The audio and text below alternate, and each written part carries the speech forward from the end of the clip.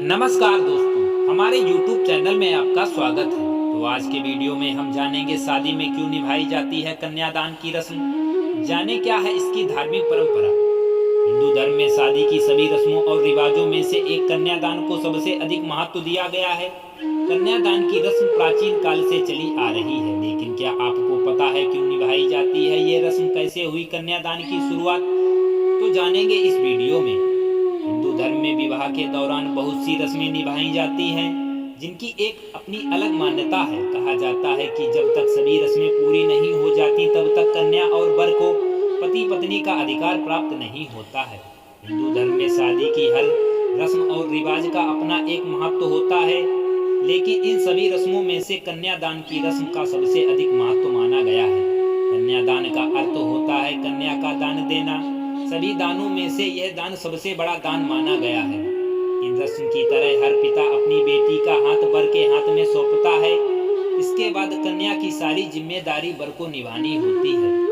कन्यादान एक ऐसी रस्म है जो पिता और बेटी की भावनात्मक रिश्तों को दर्शाता है। क्यों निभाई जाती है कन्यादान की रस्म। विवाह में वर को भगवान विष्णु और वधू को माता लक्ष्मी का दर्जा दिया गया है। वहीं मान्यता के मुताबिक विष्णु रूपी वर की बात करें तो विवाह के समय वह वर कन्या के पिता को यह आश्वासन देता है कि वह उम्र भर उसकी बेटी को खुश रखेगा और उसे कभी भी कोई विपदा नहीं आने देगा।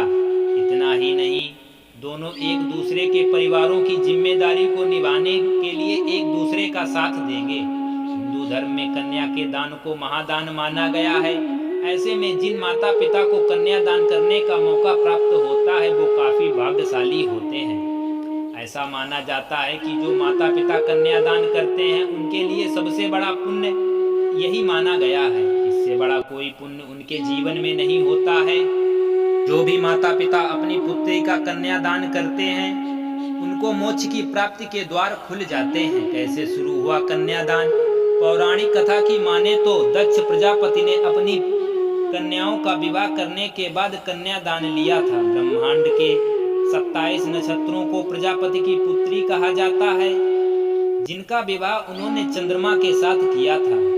उन्होंने ही सबसे पहले अपनी कन्या को चंद्रमा को सौंपा था, ताकि सृष्टि की संरचना आगे बढ़ सके और संस्कृति का विकास हो सके। अब हम जानेंगे कन्यादान का महत्व। हिंदू धर्म में ग्रंथों के मुताबिक कन्यादान को महादान की श्रेणी में रखा गया है, क्योंकि इससे बड़ा कोई भी दान नहीं हो सकता है। शास्त्रों में कहा गया है कि जब तक पूरी विधि विधान के साथ कन्या के माता पिता कन्या का दान करते हैं तभी उसका पूर्ण विवाह माना जाता है। तो इससे परिवार को भी सौभाग्य की प्राप्ति होती है। उत्तर भारत के कई राज्यों में जहां पर कन्या की हथेली को कलश के ऊपर रखा जाता है और फिर वधू की हथेली पर वर अपना हाथ रखता है। इसके बाद उस पर पुष्प, गंगाजल और पान के पत्ते रखकर मंत्र पढ़े जाते हैं। फिर पवित्र वस्त्र से वर और वधू का गठबंधन किया जाता है। इसके बाद 7 फेरों की रस्म होती है। इसके बाद कन्यादान की रस्म पूरी हो जाती है।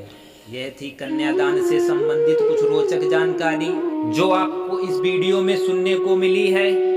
अगर आपको ये वीडियो अच्छा लगे तो वीडियो को लाइक करें, चैनल को सब्सक्राइब करें और दोस्तों के साथ शेयर करें। थैंक यू, धन्यवाद।